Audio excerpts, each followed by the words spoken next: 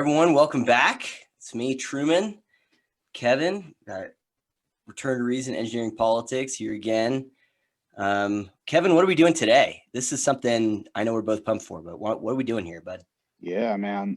So this crazy guy came up to me a couple of weeks ago and said, there's this awesome book. I think he said something about like QAnon told him to read it. I don't know. Correct.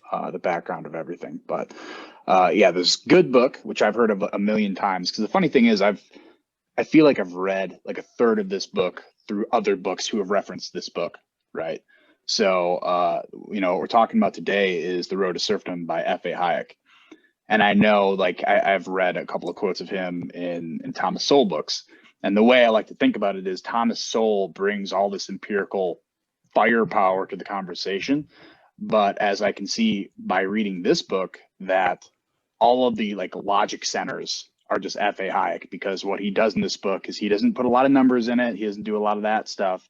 It is just like logic, and helping people kind of think through some of the bad stuff they're getting themselves into. So that's what we're going to start doing, is reviewing the book, The Road to Serfdom. Yeah, that's right. So this is your first time, like really just going all the way through it, right? So you had just, Yep. When did you finish it? Did you just finish it within the last couple of days? Yeah, I think I finished it on Thursday. Okay. And then I've reread, the material we're going over now Sure. like 4 times since then. Cool. Yeah. So like Kevin said, we're going to do this. We're going to be aiming for once a week. And today we're just going to be going through the kind of introduction of Road to Serfdom. For me, on my part, I originally read this book. So, I've talked about my political evolution and just ideological evolution in the past. And I just started off just realizing I didn't know anything. I didn't know anything at all. And so I was just anything I could get my hands on that seemed relevant or important or noteworthy based on people that I was listening to or reading, I would just consume it. And so Road to Serfdom was one of those books. I believe Thomas Sowell is who I heard quote it, I think. I know that it was, I think the summer of 2017 is when I first read it.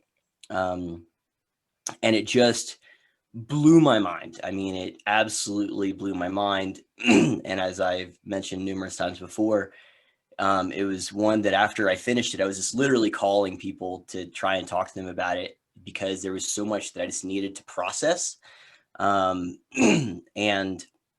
to sort out, especially, and as we will get into this stuff as we do later episodes, there was so much that just seemed relevant for our contemporary moment that it scared the hell out of me, to be honest. And so it was that concern and that, I guess, just, I don't know, enlightenment's probably not the right word, but, I felt like all of a sudden I'd been exposed to someone a lot smarter than me.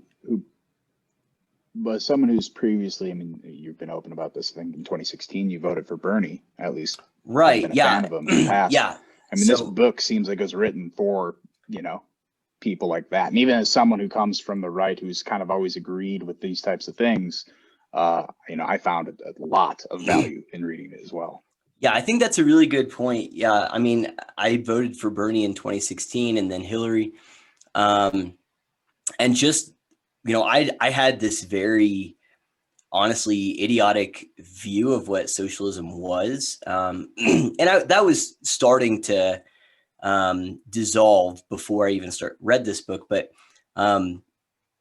once this was the nail in the coffin for a lot of ideas that I had previously thought were credible.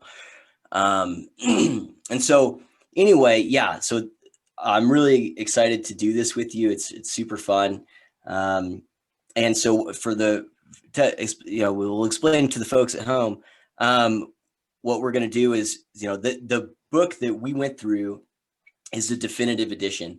And so it's got a bunch of extra stuff in there, introductions. It includes like the forewords to other releases, which we'll talk about here in a minute. And so it's just a lot. There's a lot there. that unpacks like the history of the book and reception and all these other things. So that's what we're going to do today, is go through like that first. I mean, I think you said it's probably about a third, isn't it, of the book itself is just in the definitive edition, all this stuff. It's a thick section of the book. Yeah. I always gauge every book I read by when you get through the introduction, the foreword, the preface, and then I always look at how thick those pages are compared to the rest of the book. And then I'll even, a lot of books that have large appendices, I'll take that and I'm like, all right, what's the meat of this book look like? And I mean, this book is dense. It is dense. Incredibly dense. We're going to try to break it down here as well as we can, but also something I want to mention before we move forward. For those of you, we're going to try our best to review this book and give all the important details and conclusions, but there's nothing better than reading the book yourself. And it's an important thing to note that Audible has this for free. So if you have an Audible account, plan on listening to us moving forward, right? Well, of course, yeah.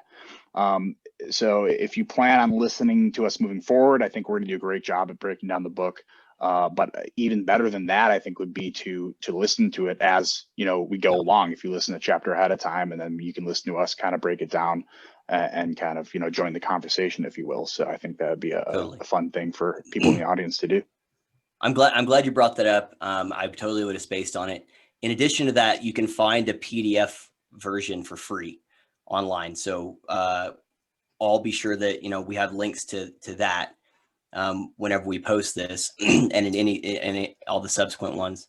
But yeah, so you can get it for free on Audible if you have an Audible account, and a PDF for free. So there's no excuse to not at least follow along a little bit. So it's like the best parts of a book club, right? Like you don't have to read it. You can, you probably should, but you can just hear us talk about it and give you the bullet points. So before we get into it, Kevin, what are you drinking? What do you got going on there? Oh, I got this very, very simple Jameson. As I've been explaining to you, for some reason, my house is really cold, and maybe it's just because the outside is extremely warm. It's like 95 degrees where I am right now. And just the AC in here is making it seem really cold. So I need something to warm myself up, and Jameson normally does the trick. Yeah. Also, it could be menopause. I mean, what do you got? Know, like, what it could be the air conditioning. It's been a couple of flashes, but I don't think there's anything important. Hot flashes. Lost my cool at the microwave earlier. So I got the rest of this Jack Daniel's Tennessee Honey my buddy brought me while we were doing that Think Spot thing. And I don't have a whole lot of it left, but we'll probably get through it during this. And then maybe I can get to some proper whiskey, because I think Jack Daniel's is absolutely disgusting. Okay, so Kevin, kick us off. Who is F.A. Hayek? Who is this guy? Tell everyone, who is Hayek? Yeah, for sure, man. So I have just a brief history listed here. I don't think we have to get into, his birth and what his parents did and all that fun stuff, but just a quick rundown of the man. Friedrich August von Hayek was born in Austria in 1899. He served in World War I. He lived and worked in Austria, Great Britain, the United States, and Germany before becoming an official British subject in 1938. So he's had experience, and you can tell throughout the book of his experience in Germany before the war, which really becomes relevant throughout the book, because it's better to have that experience than just to learn it from somewhere else. When he was working as a professor I believe he's at the London School of Economics, he became a rival of John Maynard Keynes, the man behind Keynesian economics. And then when World War II started, he wrote a letter to ask me place in a position of service for his adopted country as someone who could lead a propaganda campaign for German-speaking countries to remind them of their liberal roots, because he believed, as he explains in the book, that they drifted away from their liberal roots and started to reject liberalism, and that's why they went to totalitarianism. But he was denied that position because he was an immigrant of Great Britain, and he was a born subject. So this book and a lot of other work that he did was his way of contributing to the cause, even though he couldn't in an official capacity. And then just beyond that stuff, he also won a Nobel Prize in Economic Studies in 1974. So he's been recognized for things outside of this book, but this is certainly, I think, his most memorable work for sure. Sure. Yeah. And I mean, a couple of things just to add to that. I mean, people hopefully, or at least a little familiar with Ludwig von Mises. Mises, if you guys, Carlin Brasinko, our friend, is all about the Mises Institute. It's like a part of, it's a branch of libertarianism, basically. And there's like the Mises caucus. So anyway, Mises was Hayek's mentor, for starters. So he has there's a lot of like the, osmosis, I guess, there, where he got a lot of his ideas from Mises. I think they diverged a little later on whenever it came to what government programs. But regardless, he had a lot of amazing influence just on his own intellect. He also was an influence on someone you guys probably are familiar with. George Orwell reviewed this book, and it wasn't long afterwards that he wrote 1984, and was influenced a great deal by this book as well. And I think it's also worth noting that, we'll get into the process of how this book is written and what, the iterations, what it started as, seed to fruit. But I think part of the reason that why the British turned him down for writing propaganda is because by the time, when did Britain and France declare war on Germany? What year was that? 1939, maybe? 38.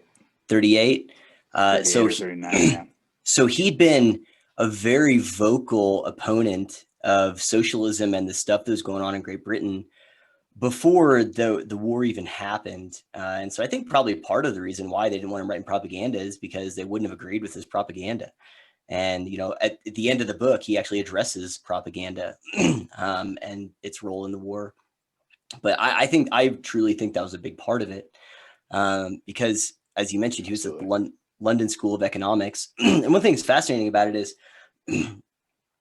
the germination of this book began well before the war started, but he was at the London School of Economics for the entirety of the war, writing and teaching. People who are familiar with what was going on in London, especially after a few years into World War II, they were being bombed nonstop, and so he didn't really know how it was going to go. And so I think that also adds a little bit of extra credibility and weight to his message here, especially as we get into the occasion of it and how his concerns were not just in what would happen if Germany won, but what would happen if the Allies won as well. But so should we get a little bit into the process of, just what this began as and its iterations? What do you think? Okay. Yeah, well, I also think it'd be interesting because you brought something up that I remember we had a previous conversation when we first talked about doing this project. And one of the things we talked about was his courage to write this book in a very uncertain time, right? This was published in 1944. And I know you had mentioned that, there's a difference between someone writing something for an audience because they hope to sell some books and someone who's writing it because they think this is kind of their deathbed confessional in a way. Yep. And so you can kind of see this come out when you read the chapters, that this guy's very sincere. And to me, like you pointed that out to me, and my vision when reading this book was like, this guy was writing this stuff that he was calling out, the Nazis by name, Hitler by name, and, in a week's time that they could be his ruler. And if they read the book, his head's going to the chopping block immediately. So I think it took a lot of courage for him to do this. And it shows time and time again throughout the book, outside of all the things that he basically predicted. And you talk about Orwell. You're going to see when we get to those chapters, the influences in Orwell he had. And, that shouldn't be overlooked. No, totally. No, that's a good point. Yeah. And it's what's interesting about it is that, well, I'll bring that up when we get to it. So the process of this, just so you guys know, and Kevin, stop me if I miss anything here. But he was at the London School of Economics, and in the early 30s, there was people were seeing what was going on. Early, we're talking like 33, 34-ish, whatever. People were starting to be worried about Nazi Germany. And there is this idea circulating among intellectuals. You'll see time and time again that he calls out the intelligentsia and the intellectuals, and those are the people. And it's like, gee, has that changed at all? No. Dude, Thomas Lee has a book, Yeah, I just wish we had the courage to do that now. Right. But where there is these people who genuinely thought that Nazism was an outgrowth of capitalism as a reaction to socialism. And so they thought that that actually real socialism was the thing that you wanted to do to defeat Nazism, because capitalism would lead to Nazism. And Hayek was like, this is insane. This is not true. National Socialism is indeed genuine socialism. So he wrote a memo to the director of the London School of Economics. I forgot what the name of it was, but where he basically said that these are not compatible. Liberty and socialism are not compatible. Nazism is true socialism, and it's just the roots of it are both of them stem. And he goes on to talk about the parallels between fascism and socialism. They all stem from the same ideology and the same thought process. And so then the memo, he ended up turning into an article, and the article turned into a pamphlet. And the pamphlet turned eventually, I think he did some lectures and some other things. I remember he was teaching during this time. But eventually he turned into the book, The Road to Serfdom. And there's some other stuff in between there where he was working on some other projects and then abandoned them. And then he turned it into The Road to Serfdom, which again, as Kevin said, was published in 1944. And what's interesting about it is, like he was talking to the British about the Nazis. And so, but he was really talking to both, as Kevin said, where it's like, at any moment, the Germans could be coming over. And so he had to have courage to write this the way he wrote it. But as the war started to turn in favor of the Allies, and you see this especially towards the end of the book, which is when he's realizing we're going to win, probably, that he's trying to issue a dire warning to the people in Great Britain for the trajectory they're going down. But we'll unpack that again here in a minute. So it's released in 44, has a hell of a time trying to get it published. And because in the United States, the reception was, he was crapped all over by the intelligentsia. But anyway, after the war, he immigrates to the US and Reader's Digest had done a condensed version of it that led to it being very successful in the United States. So it's a huge demand for it. He thought he was going to go there and do a few lectures. But because of the Reader's Digest version, he was traveling by boat from Great Britain to the US pages. After the war. 20 pages, a condensed version, which if you read this book is like, how can you possibly do that? But just to put a fine, bow on that, how American is that? True, to have this simplified version of a very complex work. Well, Hayek said it was faithful. We'll take it. He did say he thought it was faithful to his work. He was very surprised. He said he couldn't have done it himself, and he just, all the credit, because he was against it at first. He's like, no, you can't. It's not going to work. And of course, only in America. Only in America. So, and then he ends up staying in the U.S. He is at the Chicago School of Economics, which, as people, if you track just the history of academia in the U.S., the Chicago School has been one of the, up until recently, I think they're still one of the better ones now, but one of the better schools that fought a lot of this crazy ideology. And I think probably people like Hayek's influence there, it definitely contribute to that. But so then in 1956, they released an American version, where they changed some of the language, instead of saying like this country, they said England. But there was another part of that where, and we'll get to some quotes from the 56 edition, where Hayek was seeing the same warnings that were true for Great Britain should be true for the United States, because of the New Deal and what people were wanting to do with what would go on to become the Civil Rights Act. And he was like, there is this bloating bureaucracy that's taking place. And so he was as much trying, and whenever we get to the forward to the American edition, that thing is just dense. And I know Kevin's got a ridiculous amount of quotes and stuff from that. And so he did the 56 edition. Then he did for this book. So there's other stuff in between. He wrote a book called The Fatal Conceit. And so just a real quick. Go ahead. Yeah. A real quick point in the 56 edition, like one of the changes just a simple example of a change they wanted to make was to change the name of the book, not from Road to Serfdom. They want to change it Socialism, The Road to Serfdom. And he made it a point like, no, I'm not changing this. This is not just about socialism. One of the quotes that I'm going to get to, my favorite quote, possibly in any book, is it's like, if you just focus this on this narrow category, which, just so you know, socialism in America is different than socialism in Europe. Even at that time, there's a kind of a difference in understanding and definitions there.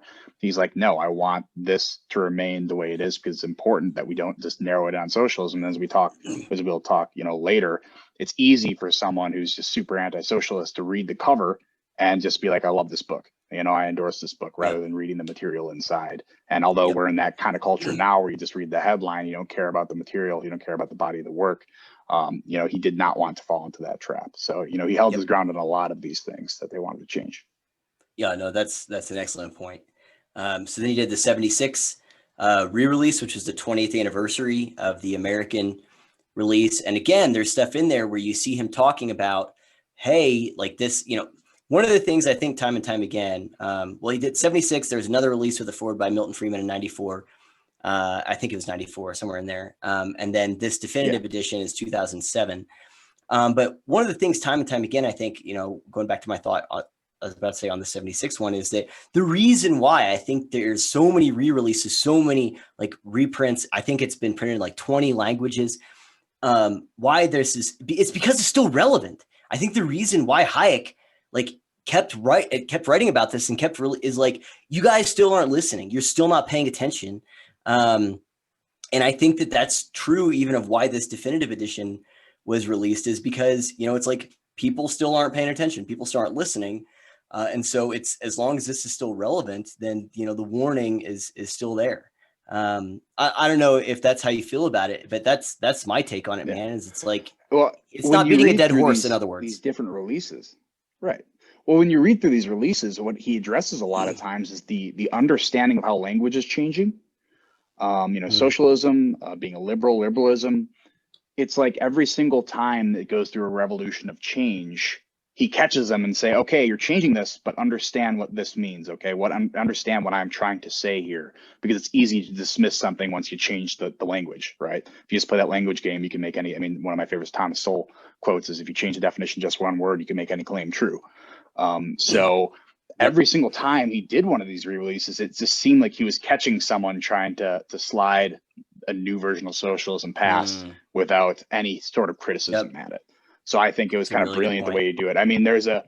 There's advantages and disadvantages of writing a book. This is what I always think of, when people come out with books, is one thing is you're publishing your ideas in a great, concise way, and you get to lay out all the different references you have, something you can't really do in an article when you just post it on some website.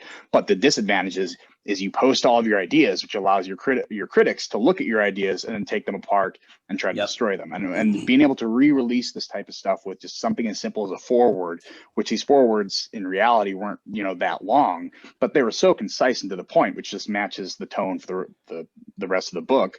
It's so important that this is like the old version of tweeting, I guess. He's tweeting back saying, okay, you're catching me here, but this is not what I meant. And I don't want this to be taken. And he made it very, very clear that he did not want this to be the Bible of the right or the Bible of the left, right? It's meant to just give this objective understanding of, the road we go down when we do different policy changes to try to control or plan an economy. And no matter what side does it, we're going to want to avoid that, because it tends to always go down the same road. And I think that's why the brilliance behind all these re-releases and the importance. Like, I know some people who read books and they're like, I'm not going to read the foreword or introduction. It's like, I'm just getting to the meat of the book, I'm going to read that. Well, sometimes even the appendices, sometimes it's important to read that, because it really adds this new context to the book that, changes the way you see it.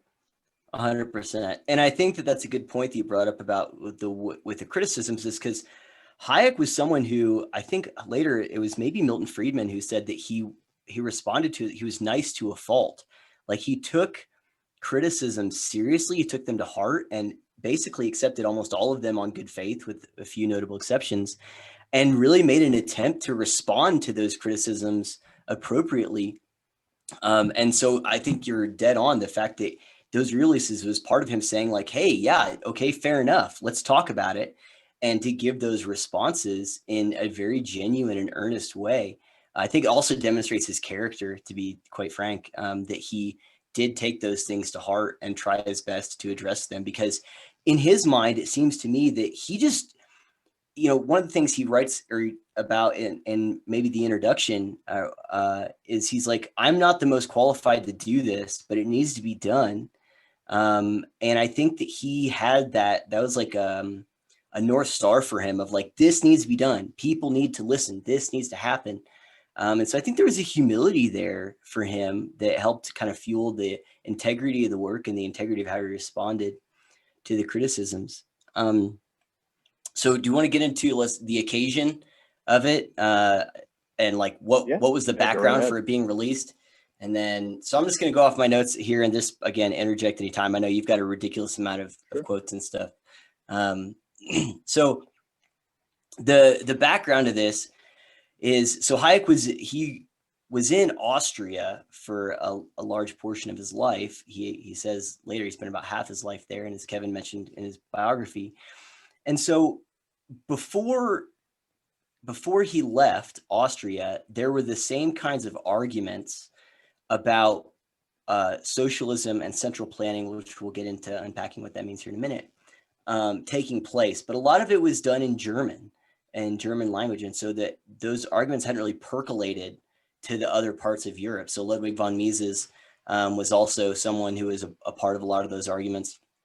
And there were people talking about, like, even before World War I had started, how a wartime planned economy could be used as a template for a peacetime planned economy. And so Hayek, whenever he makes it to Great Britain and he's hearing these same things, he's like, wait a second, we've already debunked this stuff. This has been dealt with. And so he starts just trying to warn people about, like, no, this is not what you think it is. And especially as this concept of planning, or what's known as centralized planning or socialist planning or scientific planning, starts to become the thing that people are talking about, especially after the Great Depression hit, he begins to get very worried. And so that's what he's like writing about whenever he first issues like that memo and is talking about this stuff. So one of the things that, as he saw, and especially, so again, he's talking about this stuff before World War II even starts, right? He's just saying, look, I know what happened in Germany. I know what happened, with the Weimar Republic. And the rise of Hitler. He's like, I know where this stuff goes. And one of his main arguments was that Great Britain didn't resemble present day Germany, for his time, present day Germany, but the Germany of maybe 15, 20 years before. And so he's like, okay, I've seen where these arguments go when people embrace them here. And now with the rise of the Third Reich and National Socialism. And so I don't want that to happen here. And so he starts speaking out against it. And so one of the things he also, especially as World War II started to heat up, was he had this thing that he realized, and again, this is what Germany learned in the wake of the First World War, which is that basically whenever a war happens, the entire economy is refocused on the war effort. And the decisions for what's going to be produced, where and when, whatever, are made with a centralized power with the government. And so they're going to redirect, they're going to say what needs to be made, all the factories are going to be retooled and everything. And it's not going to be making peacetime consumer goods, but wartime goods. And this is going to lead to the potential for inflation. And inflation hurts everyone, but especially hurts debtors. And during war, especially at this time, the government wants people to buy war bonds. So if people are already, if they're in debt, are being hurt by inflation, the government's going to have a hard time getting them to go into further debt by buying these war bonds. And so then the government will implement things like price controls and rationing to try and deal with the inflation aspect. And at this point in time, basically, in a very focused wartime economy, there is no free market. All of this is centralized. And Hayek's point is that Germany, World War I Germany, learned about this, how after you've got all this power and after you've centralized this, you can just keep it going in peacetime. And that was the arguments people were making there. And that's what he was worried that he was seeing socialists in Great Britain arguing they should do in Great Britain. So they're already arguing for planning. World War II is about to hit. It's clear that they're going to go to war. And he's already seeing the socialists arguing that this is hey, look, we're going to have this whole planned thing out. Let's just keep it going. This is where things like socialized medicine came from in Great Britain, and as an enduring thing with the NHS and everything, like social security, all of these things come from this type of mentality. And so he was just worried about the centralized planning, and so he was trying to warn people against it. And so he was one of the main things, and this is there's like a longer quote that I want to get into later. But again, he saw how people who were collectivist and authoritarian, or at least had ideas that would morph into authoritarianism, wanted to exploit the war and take that and bring it into peacetime. And he was already seeing things like Science Magazine was posting articles about how science was going to, I've got a quote here, I'll just read it, I'm not gonna try to remember it. They were advocating that science be used as much as it was after or during the war, it should be used after the war, to help form a more advanced society, reconstructed along more rational lines. So there is this idea of social engineering. And if this sounds Marxist to you, it's because it is. Planning, socialist planning, is a direct idea of Karl Marx. Marx saw himself and Engels as scientific socialists, unlike the French socialists. They thought this was all just a very rational scientific process. And so this idea of a planned economy is one where there's a centralized power that decides the production of things, how much is going to be produced, and so on and so forth, and price controls even where necessary, as opposed to what a free market economy, which is, the demand and supply are the main factors, not, some bureaucrats in a room. And one of Hayek's main points about planning and centralized planning, there's a quote here I want to give. There's actually two quotes. One is from Karl Marx, and then the other is from Hayek himself. And then Kevin, just hop in. Sure. So Karl Marx said, and this is in 1890, he said, "To my mind, the so-called socialist society is not anything immutable. Its crucial difference from the present order, which is free markets, consists naturally in production organized on the basis of common ownership by the nation of all means of production." And so this directly went into the ethos of socialist planning. And Hayek, again, had heard the arguments for planning in Austria and Germany before, like decades before. And now he's hearing the same arguments in Great Britain. And here's the thing. I'll just give these two quotes from Hayek about planning here. And this is something he wrote in an essay actually in 1939 called Freedom and the Economic System. He said, planning, quote, presupposes a much more complete agreement on the relative importance of the different ends than actually exists. And in consequence, in order to be able to plan, the planning authority must impose upon the people that detailed code of values which is lacking. Even democratic planning would require authority to use a variety of means, from propaganda to coercion, to implement the plan. And so this is before The Road to Serfdom was published as a book. But his main point is that there's not as much consensus as you think there is. And whenever you have a centralized authority saying, no, it's going to be like this, what do you do with the dissenters, right? So they're going to have to repress them. They're going to have to use propaganda and coercion to deal with the people that don't agree with the centralized plan. And then, here's another quote from the Freedom and the Economic System. Again, this is 1939. And then we'll go on to the other forwards and stuff. In the end, agreement that planning is necessary, together with the inability of the Democratic Assembly to agree on a particular plan, must strengthen the demand that the government or some single individual should be given powers to act on their own responsibility. Get rid of the filibuster. It becomes more and more accepted belief that if one wants to get things done, the responsible director of affairs must be freed from the fetters of democratic procedure. Get rid of the filibuster. What he's saying is those who want to implement planning won't find the consensus they think they will, and they'll have to use force.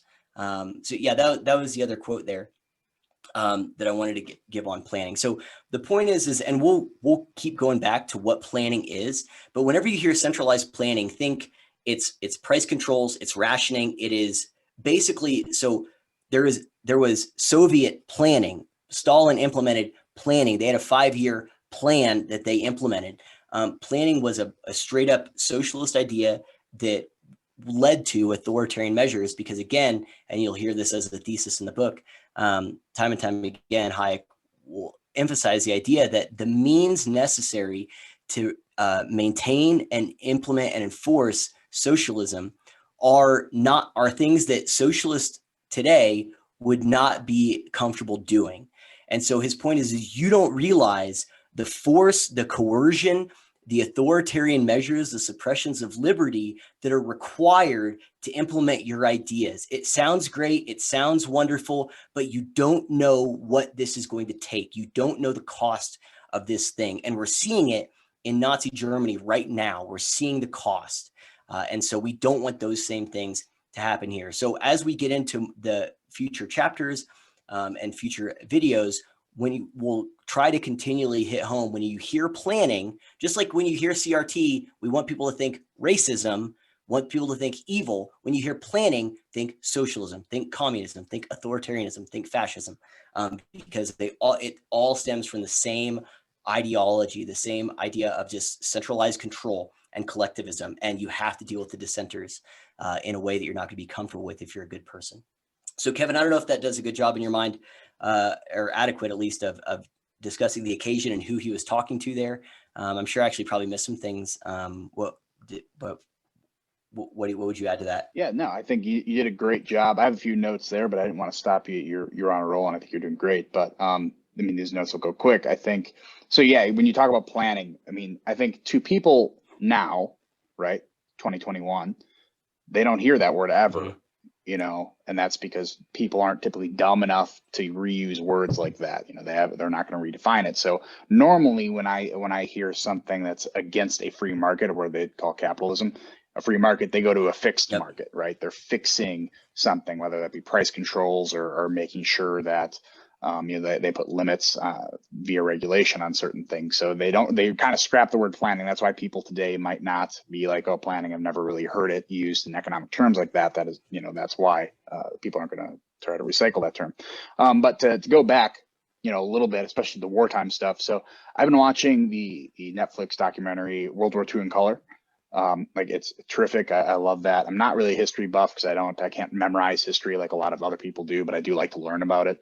But one of the interesting things, when we talk about wartime economies, is America's role before they were forced in via Pearl Harbor into World War II. They were extremely valuable because we were an industrial country. Yep.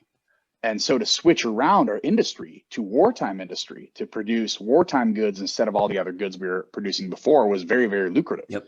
I mean, that was our main role there. And now you can see, that does boost the economy.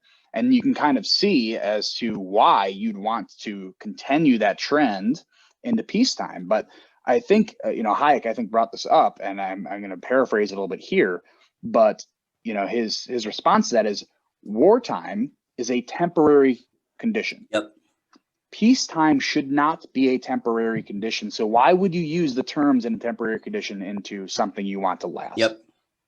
That's the point there, is like, why would you use this thing that's going to solve a temporary problem or be useful temporarily and try to use it in a time that you don't expect, or that you want to be, continuous in peacetime? Like, why would you use it there? Why would you think those strategies work under these two very, very opposing conditions?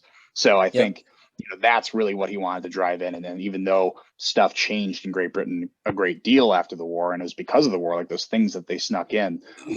And he even talks about, be wary of any politician who use wartime language, right? The war on drugs, the war on terror, the war on, you name it. They're going to use that terminology because it always kind of, to the people who are going to be giving their tax dollars to this war, they're always like, okay, this is a duty that I have to fill.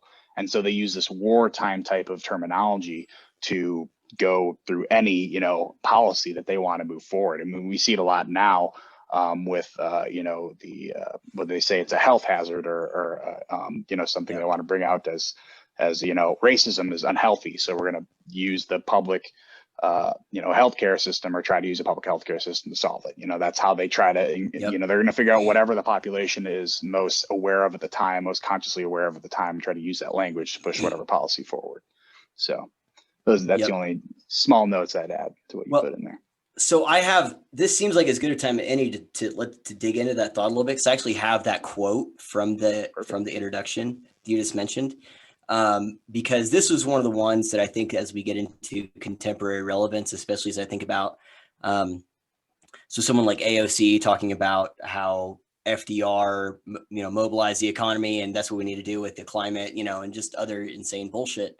This is Hayek writing about this in 44, but this is from the introduction from the definitive edition. Quote, though much depends how one defines one's terms, his being Hayek was a message that invites more than occasional reexamination.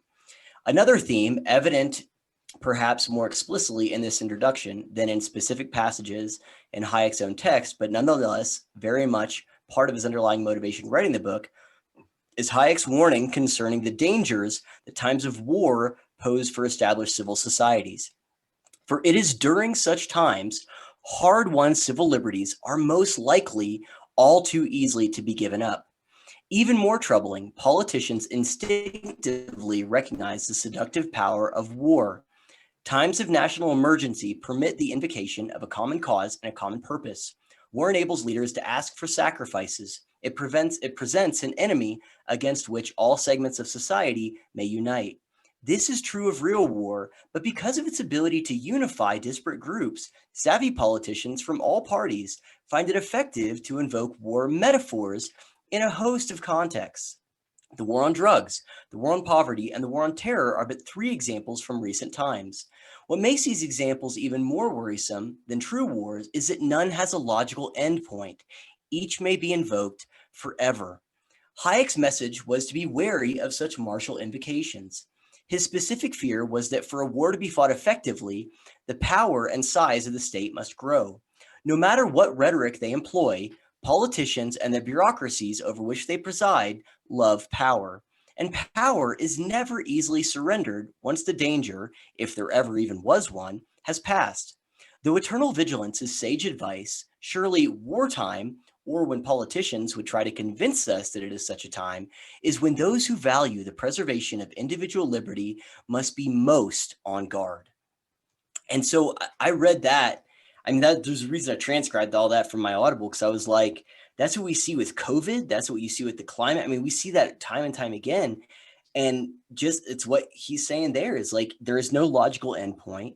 They'll use that to justify this massive consolidation of power, and they're not going to give it back. Power, that book I read, The Age of Entitlement, he said for whatever reason, temporary, power once granted, whatever the reason it was originally given is rarely, if ever, given back. It just isn't.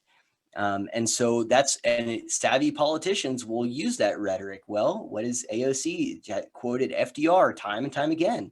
And I've heard even our benevolent Joe Biden, who is he's totally all there mentally. I don't know why anyone would think otherwise.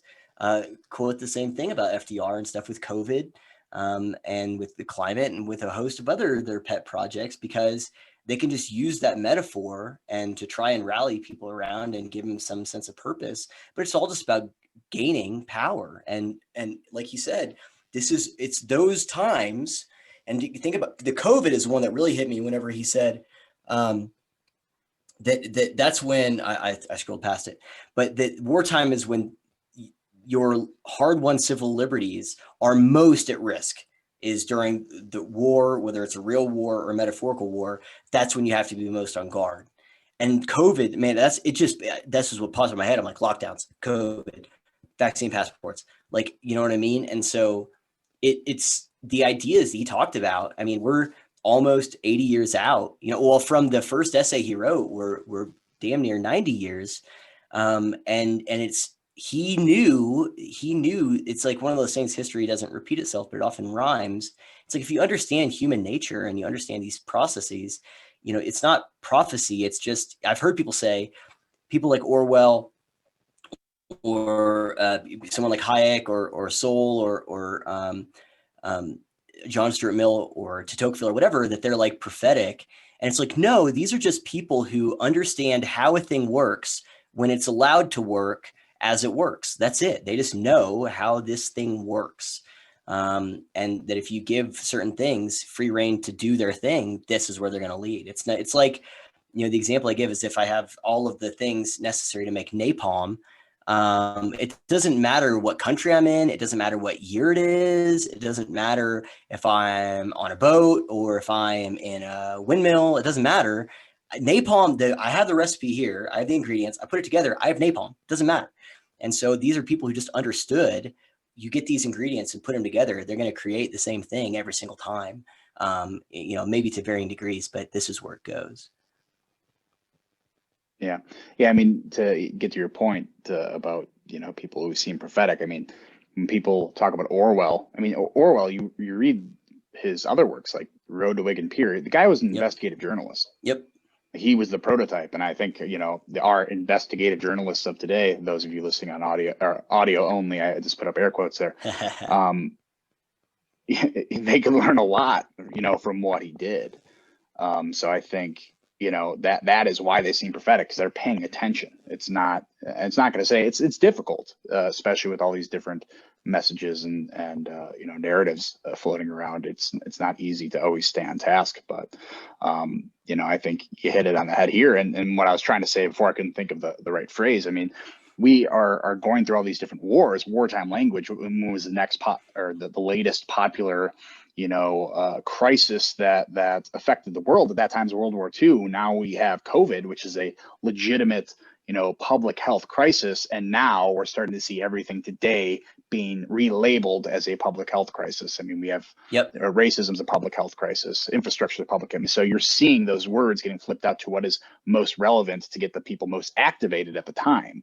So in reality, to me, obviously, F.A. Hayek's an economist here, but he did his own investigation to understand what are the origins of these ideas popping up and what trends do you see before totalitarianism rears its ugly head again. And he marks it down. It's like Germany.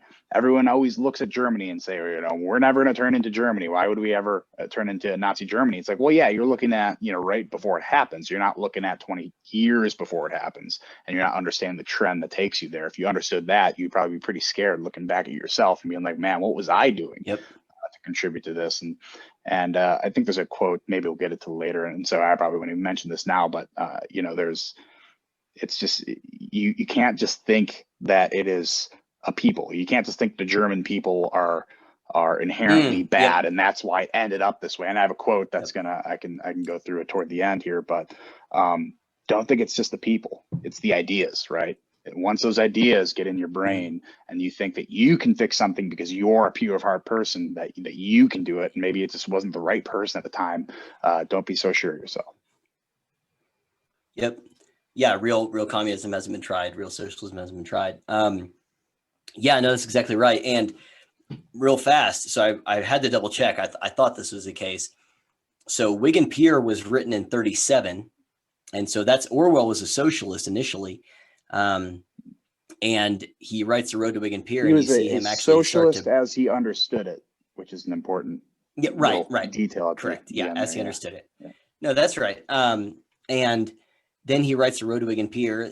That starts to fall apart. He reviews Road to Serfdom, which is published in 1944. What comes out 1 year later? Animal Farm, 1945, and then 1984 in 1949. And so Orwell, you know, you see these shirts. I think Carlin has a shirt or a hat that says "Make Orwell Fiction Again."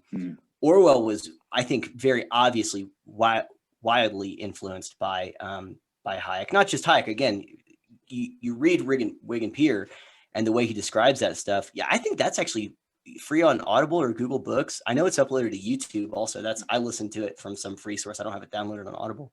But it's clear that made a pretty indelible impact on him. And so, but yeah, so behind the Orwell, you know, at least part of it, you know, was the Hayek, and behind Hayek is I think Mises also in part as well. But so that seems like a good transition to get into the 1956 American edition, which I know is one that the preface to that is just like, it's gold. I mean, someone could really just read that and marinate on it for quite a while.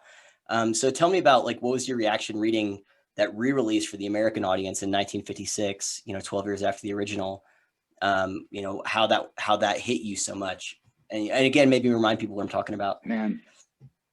Yeah, I mean, so you know, he and I don't remember if you went through this before, but he had a hard time getting this published in America. Yep. I mean, already, you know, in Europe, they didn't think it would be this great seller. They thought it'd be more academic and, you know, to have more of a niche audience. But, you know, in America, he's like, all right, maybe there's an audience here for it. Maybe these people can learn because, you know, America tends to just lag behind, you know, Western European countries, especially England. So it's good to get them the information now. And the amazing part was some of the stuff he said is rings so true today Oh in God, our kind of it does. sometimes our behavior towards certain things. You know, like I mentioned before, they just wanted to change the name, the title of the book, and just seeing that would have been a way to just be a headline grabber. And all right, you don't have to read the rest of this book. You got the headline there. You already know if you like it or you don't like it, and that's what a lot of the reviews were kind of, you know, in that order.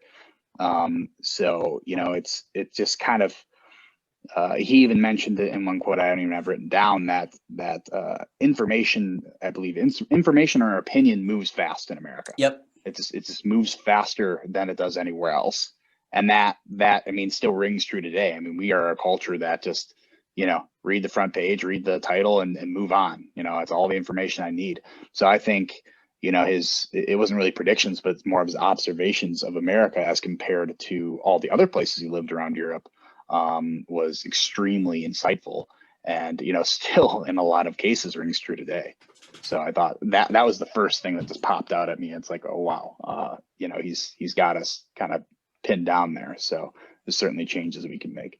Oh yeah, there's this quote from before. So they had that before the American version. The British version was published in America, and he was corresponding with a guy in the United States on that topic. And a quote from the dude he was corresponding with, I forgot what his name was, said, "If you talk with so the preface is, this is how Hayek realized that, because he was pretty detached from what was going on in the United States. You know, he didn't know. And so through correspondence with this dude who was trying to get his stuff published in the US, he realizes that the book was probably needed in the United States as well as Great Britain. And here's a quote that this dude sent in a letter to Hayek.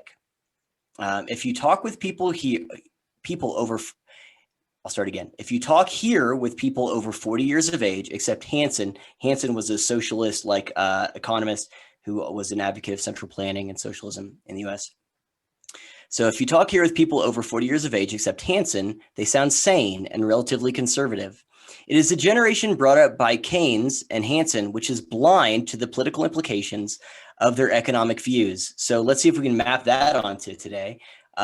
Basically, people that are old enough to remember this shit know better, with a few exceptions, you know, the people who understand it. But there's this, maybe if a generation was raised on the idea that Bernie Sanders is a hero and socialism just means roads and a police force and fire department, which is what I understood as recent as maybe even 6 years ago, then yeah, you don't understand the implications of your political ideology and your economic views.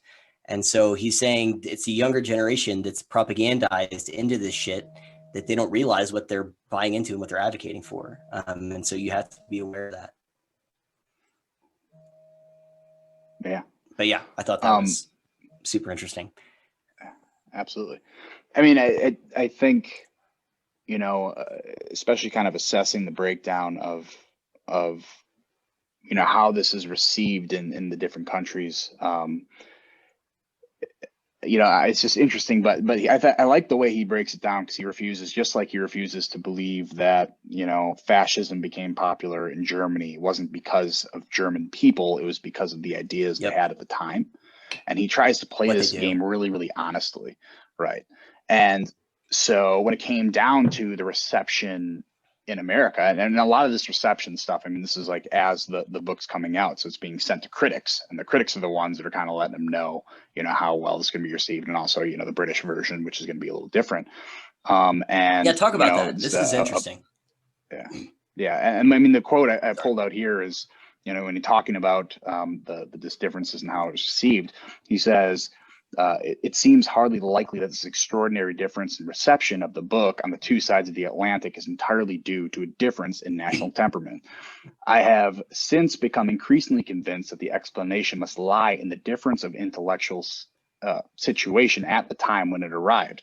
I was writing about the phenomena of which almost all my European readers had some more or less experience, and I was merely arguing systematically and consistently what many had already intuitively felt. So the thing here was, in Europe, they've experienced it, and experience isn't everything, but it certainly helps you understand and helps you kind of gain traction there. But so he goes on to say, in the United States, on the other hand, these ideals were still fresh. It was only 10 or 15 years earlier, not 40 or 50 as in England, that a large part of the intelligentsia had caught the infection, is what he calls the infection. Yeah. And in spite of the experimentation with the New Deal, which was in like 1933, their enthusiasm for a new kind of rational, constructed society was largely still unsoiled by practical experience. So he kind of sat back and realized, these people, I mean, it's talking to a 40-year-old person who has experiences in the world already, and then going to, a 12-year-old kid and trying to explain the same thing. They're not going to receive it the same way, just because they've already one's had this experience, and one's going to be a bit more naive because they haven't been on the planet as long, right? They haven't experienced the world as long, so they don't understand it as much. And he was able to kind of simply, and it really does help you find future trends to say, all right, you haven't experienced this, but your intelligentsia is still pushing it like it's something that could be useful in the future. Or in England, they're like, okay, I lived through that. I don't want to live through that. So I'm not going to advocate for that kind of policy anymore. So, I thought, just a passage like this was super insightful in him, stepping back and not saying, oh, those stupid Americans. It was, these guys, they're younger. They haven't had, there's a whole ocean separating them from this idea, and it takes a while for even an idea to pass through an ocean, and even that experience to let these people know, hey, it was really bad when we tried it over here. Don't go down that route. And I just thought it was very, it was great observation by him rather than just dismissing it. Yep. I have another quote from the American release 1956. Do you care if I read that? We can kind of talk about it for a little bit. Yeah. Right ahead. So one thing that I think Kevin hit on it even at the beginning, whenever he said, only in America, or how American is that, is you'll see that, 1956 was what, 65 years ago. So it wasn't that long ago. And so the trends, especially if you factor human nature into this, and, it's still relevant. And so just think about how these are the quotes from Hayek that just blow my mind. And I'm not being hyperbolic or anything like that, but this is the stuff. And again, we're not even into the damn book, but why this is so prescient and so relevant for today. So he's writing to his American audience in 1956. And this is a forward, or an excerpt from that forward. He says, even more than at the time when I wrote this book, the advocacy for policies that, in the long run, cannot be reconciled with the preservation of a free society is no longer a party matter. That hodgepodge of ill-assembled and often inconsistent ideals, which under the name of the welfare state, has largely replaced socialism as the goal of the reformers, needs very careful sorting out if its results are not to be similar to those of full-fledged socialism. This is not to say that some of its aims are not both practicable and laudable, but there are many ways we can work toward the same goal. And in the present state of opinion, there is some danger that our impatience for quick results, presidential executive order, may lead us to choose instruments which, though perhaps more efficient for achieving the particular ends, are not compatible with the preservation of a free society. The increasing tendency to rely on administrative coercion and discrimination, where a modification of the general rules of law might, perhaps more slowly, achieve the same object, and to resort to direct state controls or to the creation of monopolistic institutions, where judicious use of financial inducements might invoke spontaneous efforts is still a powerful legacy of the socialist period, which is likely to influence policy for a long time to come. So just to let's pack that or unpack it and then recondense it. He's saying, look, the word socialism might not be what people are throwing around, but the welfare state and this increasingly bloated government bureaucracy to circumvent like slow, gradual change and to just rely on these quick fixes, it's not compatible with a free society. And it's going to, and this is the idea of just having rule by bureaucracies, unelected officials. This is a holdover of socialism, and it will have an impact and influence us in decades to come, because once this stuff is in there, there's a quote in the initial introduction of the first release where he's like, this is a road that the longer you walk down it, the harder it is to turn back when it comes to these policies. And so that's what he's talking about here in this 1956 edition. Again, he's been in the US. And this is in the same vein. I mentioned the Civil Rights Act earlier. And I know it might be controversial to say, but there are parts of the Civil Rights Act that are probably not constitutional and not correct, because the Civil Rights Act got rid of freedom of association and the idea of private property that you can do what you want with. And so there obviously were parts of it that were necessary for sure, of course.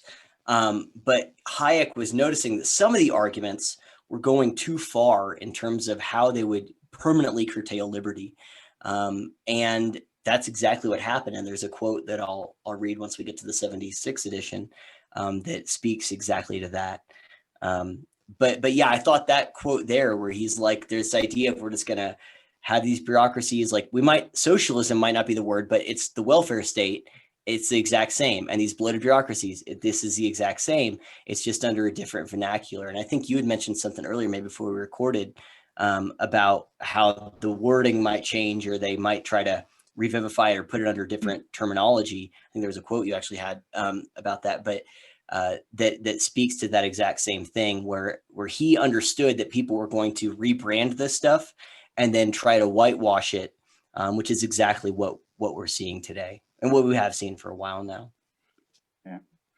Yeah, I mean, I have that quote up here, but there's also a quote from the 76 version that almost mimics exactly what you said there. And Hayek was not a guy who tended to repeat himself. So what that tells me is between 56 and 76, this had to be repeated. Yep. No one listened the first time. I'm thinking about this. Yep. It's like, yeah, it's like you gotta keep listening, or they're pushing it harder, because I think when we get to like that quote, I think it's gonna become obvious. But just in his understanding of people trying to reuse it, especially when they're further away from it and don't have the experience.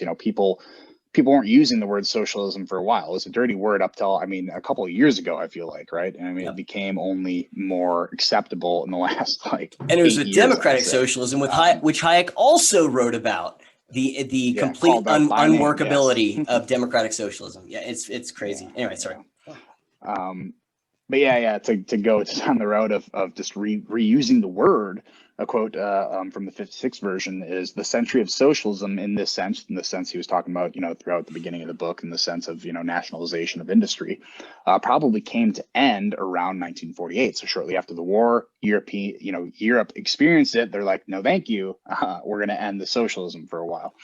And then he said, attempts will no doubt be made to rescue the name for movements which are less dogmatic, less doctrinaire, and less systematic.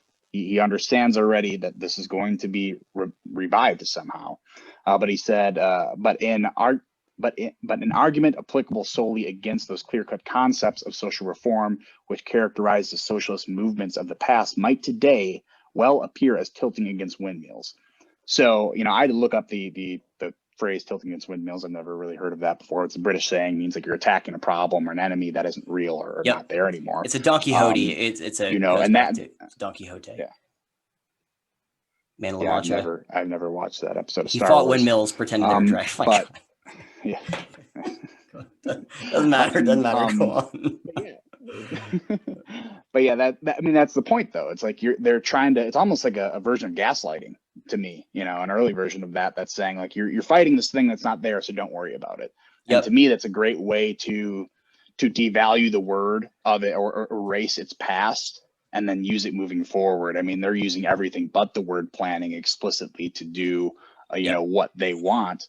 And this is extremely applicable in the United States, where terminology, I mean, just talking about terminology in general, isn't the same across the Atlantic Ocean. I mean, we say words that mean different, that have different meanings, in England, and that makes a big difference. And I think one of the words, unless you want to stay on this topic, I think Well, you there's should finish another that quote. very important quote. Didn't Yeah, you? well, that's as Didn't much there as a I got in there. continuation of the No, quote? there's Oh, a whole do bunch I after have the that. rest That's of as the much as I've quote? written down. Well, you Doesn't expanded matter. on Go it pretty on. good during our pre-call, but I mean, if you want to expand on that, because I'm getting to something somewhat new or different, No, no, but no, no, no, it's no, no, no, no. similar. Go But on. You're gonna get well, on the I was going to liberalism get part. We'll get to the the stuff. You're liberal. good. Yeah, but I'll get to the liberal quote, which I think, to me, you mean both of us, I think, gravitated toward this quote because it was just hilarious how it was Yep. used. And basically, he's talking about how, again, words are mean different things. And he's talking about the word liberal, which is, I mean, he uses liberalism about 1,000,000 times throughout this book, and it is extremely important to understand it in the way he understands it. Because if you're an American and this is one of your first books you read on economics or politics, you might think I mean, he makes it pretty clear as to what he means by it, but you might be thinking something completely different because the way we use it in America is Yep. not even close to the way it's actually supposed to be used. So the quote is, "I used throughout the term liberal in the original 19th century sense in which it's still current in Britain. In current America," which is what I explained, liberal principles, meaning you allow people to act freely, especially in the market, where in a planned economy, you can't do that, right? It's naturally illiberal. But he said, in current American usage, Yep. it often means very nearly the opposite of this, which already sounds funny, and it's something that a lot of us, against progressivism, have been calling out for a long time, especially when people use it incorrectly. He goes on to say, "It has been a part of a camouflage of leftish movements in this country, helped by the muddle-headedness of many who really believe in liberty, that liberal has come to mean advocacy of almost any kind of government control." This is where it is the exact opposite, Yep. right? The liberal in Europe, that Yep. does not Yep. mean any sort of government control. And now, the Yep. conservatives use the word libtard because they're trying to, basically take everyone's money via taxes and redistribute it out. I mean, even that term is stupid because that doesn't, I mean, in terms of a real liberal, that's not what that means. When he talks about the liberal in the 19th century sense, it means the exact opposite of that. He goes on to say, "I'm puzzled by why those in the United States who truly believe in liberty should not only have allowed the left to appropriate this almost indispensable term, but should have even assisted by beginning to use it themselves, a term of opprobrium. This seems particularly regrettable because of the consequent tendency of many liberals to describe themselves as conservatives." Now, I don't know if any of you have Yep. watched us talk before, but I'm a self-described conservative because of this exact same thing. And I've mentioned several Yep. times that if we use the word liberal the way it's appropriately supposed to be used, I'd probably call myself a liberal, but I Yep. can't That's anymore, why Dave right? Rubin It says doesn't make sense. classical liberal. Exactly. He Classical keeps liberal. labeling a Yeah. classical liberal. I'm like, you're a conservative now because you're trying to conserve real liberalism. That is why conservatives is really meant that way. Where conservative, I mean, the paragraph after this, which I haven't written down, Hayek goes off on conservatives as to why conservatism is a bad thing. But again, it means something different in Europe than it does in the United States. So it all depends on what you're conserving. But I think it's amazing to me how he calls out in 56 the use, because I didn't know at what point, classical liberal, classical since when? Because apparently in 56 didn't mean what it was supposed to mean. So, we need to make sure we use our terms appropriately. Yeah, I mean, that's exactly right. And that's where I think actually I saw Dave yesterday in a thing that he did call himself. He said, "I'm basically a conservative, but not, only because of what the left has done." And that's why he did classical liberal. But yeah, and in the next passage on conservatism, he's like, look, you need this in a functioning society, but it has its pathologies too. But his main point was, why would you do this to this word? This is a necessary word because the ethics that it is that it revolves around are like the foundation of Western society. And so we have you can't just let this go. You can't just be willing to let this go. And And so, yeah, no, I thought that was great as well. The only thing I was thinking of earlier about the extension of that quote, where he in the I think it was the 56 or 70, yeah, it was 56, where he said people might think, well, socialism's dead, so what's the point? And this is like the same as fighting windmills. He goes on to say, he not only says that people are going to try and revive this thing, but also that they're going to rebrand it under different terminology. They're going to come up with different words, and it's going to mean the same thing. And I can't remember what the rest of it. I thought I had it written down, but I think I just happened to have just listened to it whenever we talked about it earlier. But we'll get more into that. But again, democratic socialism is one of the things that he rails on in the 56 and then the 76 version. Do you want to get into the 76 re-release, and then we can kind of wrap it up? Sure. We're already over an hour, but Yeah. as long as we don't go over an hour and a half, I think we'll probably be okay. It's hilarious. We're not even into the book yet. Yeah. So Yes, that's why our original plan was definitely to partition this out. Oh, yeah. I mean, again, we're covering a third of the book, so I hope Sure. this actually is the slowest part. So we'll see. Well, I just want to read this one quote, and then you can go off however you want to go. But so one of the things that Hayek wrote in 1973, before the 76 re-release, was something called Law, Legislation, and Liberty. And this is an excerpt from the introduction that mentions law, legislation, liberty, again, 1973. Quote, Hayek lamented how Western democracies were increasingly circumventing the spirit of liberal, and I'm glad you expanded on what he means with liberal, the spirit of liberal constitutionalism by passing coercive legislation, typically under the guise of achieving social justice, but in reality serving well-organized coalitions of special interests. So this is 1973, where he's writing this. And so again, so the 56 version, Law, Legislation, Liberty is 73. Oh, yeah. So in 56, he's saying, hey, I'm seeing these arguments for these bureaucracies. I'm seeing these arguments for cutting corners that are not compatible with liberty. We need to be aware of this. We need to be careful. And then in 73, he writes this thing, Law, Legislation, Liberty, because he's not too far off. I mean, he's, I guess, 9 years out from the Civil Rights Act, and he saw probably some of the consequences of that, and for people who don't know, the Civil Rights Act had lots of things that they said they weren't going to do things like busing. They weren't going to do quotas. They weren't going to do these kinds of things. They weren't going to do affirmative action. All the advocates of it laughed whenever people said, well, this is going to lead to busing. This is going to lead to affirmative action. This is going to lead to quotas. And they were openly mocked and ridiculed. And that's exactly what happened in less than 10 years. Those are the things they were doing. And so Hayek said, okay, I was trying to warn about this in 56. So then now in 73, he's writing like, okay, they're doing these things that are under the guise of social justice. Sound familiar? But actually they're just coercive, circumventing liberty, and it's just serving these special interests. All of this diversity, equity, inclusion stuff is a racket. It's just serving, it's a racket. The BLM, one of the founders, just bought that huge mansion that was in the news a couple months ago. And so then my theory is, I think he wrote that in 73, and he was like, we just need to, because he talked about expanding on Road to Serfdom. And he said, I could never do it. I couldn't do it. I tried, I could never do it. And so I think one of the things, he was writing these other things that were trying to warn people about this stuff and to listen to him.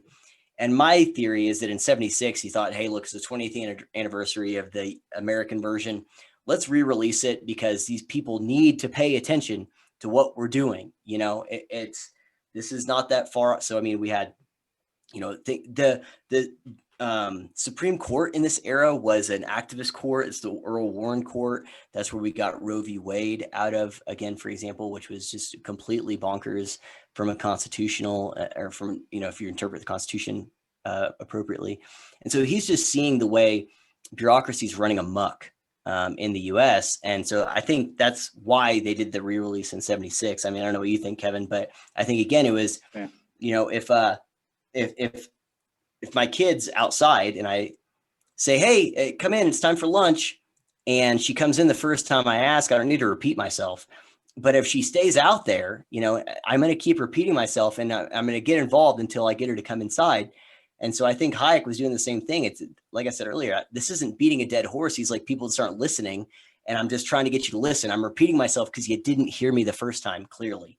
And so that's my theory on the 76 one. I mean, I don't know what you think, but it seems arbitrary otherwise.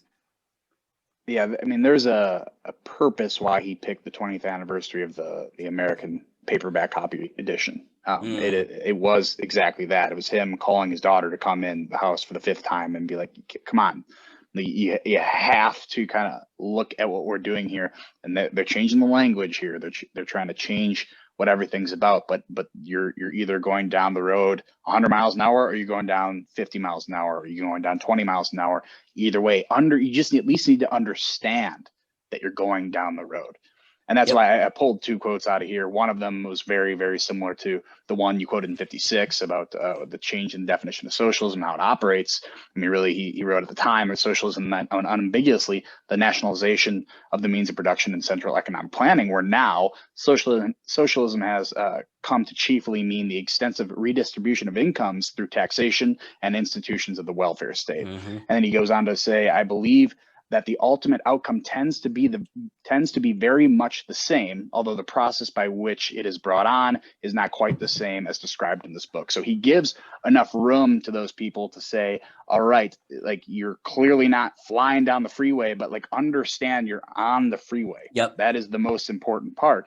And there's another quote that he goes on just to get through it quickly, and it was one of the criticisms actually of the book, is like, when you change the definition of this, you can criticize and say, well, that's not what's happening here. So socialism, we're not trying to nationalize everything. We're just, taking care of the poorest among us. Really, that's kind of how the argument goes. And his response to that feedback was, it was frequently been alleged that I have contended that any movement in the direction of socialism is bound to lead to totalitarianism. Even though this danger exists, this is not what the book says. What it contains is a warning that unless we mend the principles of our policy, some very unpleasant consequences will follow, which most of those who advocate for these policies do not want. It is you understanding, it's that trade-off game we always talk about.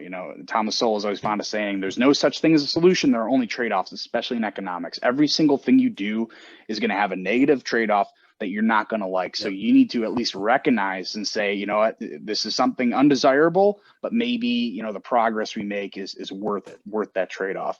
And it is just getting those people to understand that if you redistribute income and you say these wealthy elites, the 1% who owns, whatever percent of GDP, or, whatever percent of the wealth in America, we need to tax them. It's like, okay, you can do that, but understand the trade-off you have here, and understand the way you're going, especially when the trade-off comes with, you're not going to quite accomplish what you want to accomplish. So you're going to say, all right, a little bit more power, a little bit less liberalism in its true sense. It's all we need to accomplish this thing, to bring out more equal outcomes. It's all we need for a policy. And I think it's important to understand that even people who truly believe what they are doing are right and really want to help people, even those people with the best of intentions, they need to understand the road they're going down. And like you said, there's a certain point in the road where you can't stop going down it anymore. You can't reverse. It's a one-lane road, and you can't just make a U-turn at any point. So it's important just at least to understand that you're going down it. Yep. Like he said in the 56, when he said the 56, they're blind to the implications of their ideas. And there's this quote in the introduction, really all I had from the original introduction, I mentioned a lot of it earlier, about how he said, like, that he didn't think Great Britain and the US represented Germany during Nazi Germany, but how it was representing Germany 20 years prior, and so on, and how, though the road is long, it is one that becomes more difficult to turn back as one advances. But the quote that I just kind of wanted, this is all I have, is he says, we are the captives of the ideas we have created. And I think that really encapsulates a lot of what he's talking about. Again, he talks about the intelligentsia and these intellectuals, and this class of people that I think lacks the humility and the self-awareness to be adequately self-critical and self-doubting, to turn back from that road, or even ask, am I going the right way, or where is this going, until it's too late. And I think one of the things that he talks about in this book, and I think also Hoffer writes about, is that all these people who are well-intentioned, once they implement the revolution and they realize what's required, they won't do it. I mean, like I said earlier, Hayek's main point was that the maintenance of socialism requires methods and means that socialists aren't comfortable with. And I think one of the points that Hayek, I think he uses the example later on in the book of like a town executioner or something, or torture, and Hoffer writes about it also, is that what ends up happening is that the most awful people rise to the top of these newly created power hierarchies because the well-intentioned revolutionaries won't do it. They're like, oh, this is not what I had in mind. But you're there. And so then with the momentum, the worst of the worst rise to the top. And so that's what Hayek was trying to warn them against. Like you said, these well-intentioned people, they just don't know. They just don't know what they're going down. And so, yeah, I mean, I don't know if I have anything else to add to everything we talked about other than, I think the reason why we go through all of these introduction is to, highlight a few points. One is the enduring and pressing nature of this book in terms of its ideas and really its warning for the consequences of ideas. I think that, what was his name? Caldwell, the guy who was the editor of this definitive edition, talked about that at the end of his introduction. Actually, he even quoted Keynes, I think it was, where he talked about the power and the enduring nature of ideas. And that's what Hayek was trying to warn people about, is that ideas have consequences. You might not know, and those consequences aren't necessarily related to your intentions. And you at least should be aware of the consequences and the logical progression of your ideas if you're going to continue to advocate for them. And we actually have some historical examples of where these ideas have led before. And Hayek, one of the things he was saying, and we didn't get to it, and I think we'll talk about the criticisms later on, was he does address, people going, well, how come Great Britain's not Nazi Germany? And how come the US isn't Nazi Germany? And he talks about that. And he has a very good explanation. I don't want to get into it right now because I think it warrants, maybe even in a whole episode as I think about it, for us to talk about just how the time progression of ideas and how they advance in liberal, and as Hayek meant it, liberal societies. So yeah, I'm just really excited, man. I mean, I don't know, if there's anything else that I have really to add other than this is relevant, it's important, it's a warning, and everything here actually is the last thing I'll say is that everything he said then is relevant. And I think even if Hayek were alive today, he'd be like, no, it's still relevant. Here's a through line of everything I was talking about. Like from here to here to here to here to here. Here's all the stops he made. Here's all the detours. It's a road. You're just farther down the road. And like he said in that introduction, the road might be long. And he even said, we're way behind. Great Britain and the United States are way behind where Germany was before it went down the road of Nazism. But even if you're walking at a slow pace, like you said earlier, you get there eventually. And so I think that reading it and talking about it now, I would argue it's more important and more relevant now because we're farther down the road. We're farther down the road.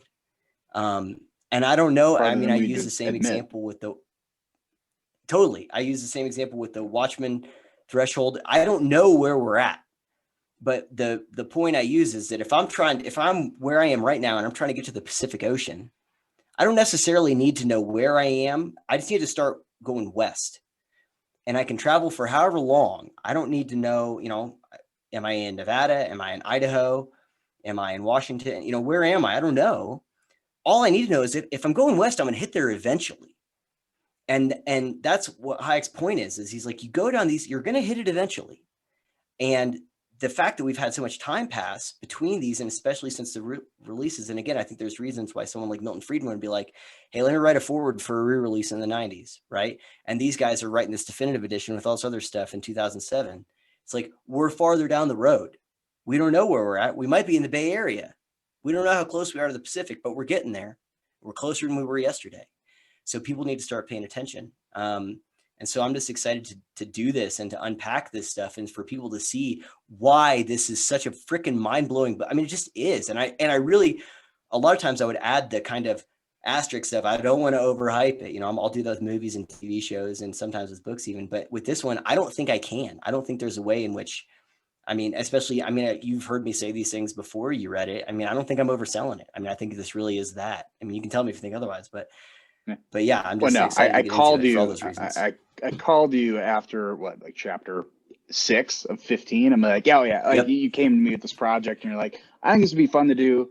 And I'm like, yeah. It seemed like I'd love to do that. I've done similar projects to this, and I'm like, oh, this sounds like an awesome book. And then, you know, we kind of left it as maybe. How about you read the book and get back to me? And I'm like, you know, a third of the way through the book, the actual meat of the book, and I'm just like, yeah, let's plan this. Get this on the calendar right Yeah. away. So I totally Absolutely. agree with you. Yeah. And I like the idea, because the only quote that I really pulled from this, the first edition introduction, kind of went around what I call, and I don't think you necessarily believe this, but the way I believe good and evil kind of works is, I don't think people are good and evil. I don't think people can be good or evil. I think their ideas can be good and evil. And I think the idea can sometimes, a bad idea especially, can act as an infection. I mean, you've seen through some of the quotes we did, how Hayek says it's infected these people, and they just, you know, don't know it yet. And, you know, the quote that I pulled here was something I already mentioned before, is not to believe. It would be a mistake to say that the Germans they have this inherent defect that caused them to go down this road. It's not. It's the idea. And just to kind of paraphrase, he said it would be a mistake to believe that the specific German rather than the socialist element produced totalitarianism. It would be an absolute mistake to say, we won't do this because we're not Germany. We won't do this because I'm not German, or something like that. Yep. You know, you need to understand that everyone can go down this road. And kind of like what you said before, it's like, you know, if it were tried and I was at the head of it, I would do a great job. And someone like Jordan Peterson actually brings this out, you know, very compassionately when he says, if you were a German, you know, a young man, especially, or even a woman, in late 1930s Germany, and you don't think you'd be a Nazi, or you don't think there's a good chance that you'd be a Nazi, then you don't understand your own capacity to do some of these evil things, because you weren't there and you don't know how you'd be able to resist. Or if you think you could take Stalin's place, you would have been completely different. It's like, well, no, other better people than Stalin tried to do that, and they're the first people to get lined up and shot by the person who's going to take it over violently. So I think it's very important to understand, you know, it's the idea that we're talking about here, is not the people necessarily. Totally. You need to understand the idea. And then the only other quote that I want to go back to, which is my favorite quote in this book, and it's good, especially if you are on one side of the political aisle or the other. You know, I consider myself conservative. My favorite quote in the book is, and he begins this, and he was going to take it out. They wanted him to take it out. They wanted him to take it out, and he said like, no, I'm keeping it in there. And it's real simple: to the socialists of all parties. Yep. That's just how it's a quote right at the beginning of the book. And it's brilliant because, as we talked about, you know, I think a little bit on our live stream, you know, we have this left and right dynamic. It really doesn't matter. Yep. It's kind of the element on both sides who wants you to look at the infighting here as they go behind the scenes and manipulate power over there. Consolidate it. The people who want to control, the people who want to plan, they're on both sides of the aisle. They label themselves as conservatives, they label themselves as progressives, liberals, doesn't matter. It's people with bad intentions who think they can run your life better than you can. That's who you want to watch out for. And this is what this book was here to warn you about. Yeah, the Patriot Act was not the brainchild of progressives. So I think that's an excellent place to end it. Like we said, we'll probably do chapter 1 and 2, and we're gonna, you know, Kevin, I'm not a very consistent person, but I think we should try to do this once a week and get it out there for people, because there's a lot here. There's a lot to digest, and it's very relevant. And so be looking out for that. And yeah, be sure to subscribe to Kevin's stuff, Engineering Politics, on Locals, engineeringpolitics.locals.com, ENG_politics on Twitter, Engineering Politics on ThinkSpot, Medium, YouTube, so on and so forth. I think we actually have an episode of our that think tank we're in, Ember, with James Darien and Carlin Borsenko. I think that episode just dropped, or it's about to. So people need to check that out on Ember's Locals and YouTube. For me, you can follow me on Twitter, My Mundane Mind, returntoreason.locals.com, Return to Reason on YouTube, and Medium and ThinkSpot, and so on and so forth. We just did a ThinkSpot live stream. Hopefully we'll do more of those. I had a freaking blast with that conversation, by the way, man. So I hope we can do more of those. Is there anything I missed, man, or are we good? You want to close this out? Man, you're underselling the excitement that I have moving forward to cover this book, because it's a great work, and I know anyone who listens to our materials is really going to enjoy it. So Yeah. I'm pumped to keep going. Yeah, same. All right, we're excited to do it. I'm excited to do it. It feels a little bit like to me, I don't know if you like how much you like different TV shows or movies, but like there's certain things that whenever I get to watch them or share them with people for the first time, there's like a special delight. Like if someone's never seen Fight Club or like season 1 of True Detective or something like that, like getting to watch those or share those with people for the first time is like this special kind of thing. And so that's a little bit how I feel like trying to finally get this out there with people with the Road to Serfdom is just like, So it's just a special I've thing. never seen the first. Yeah, I've never seen the first season of True Detective, so we'll do that. We'll do our next series on that. We'll just cover episode by episode. Okay, I know you have HBO Max. We're going to talk about this after I stop recording. All right, that's it. Thank you guys, and I guess we'll check you next time. Peace.